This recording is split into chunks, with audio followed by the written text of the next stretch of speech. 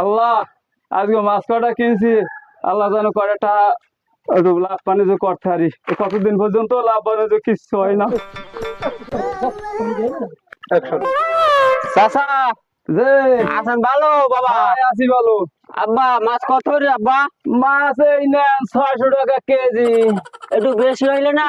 বেশি হলে বাবা আমরা জানলে দেখুন যে কিনতে পারি না, কেনা লাগবে একটু বেশি দাম দিয়া। এখন তো বলছি মাছ পাওয়া যায় বলে ভালো, তাই এত দাম কা?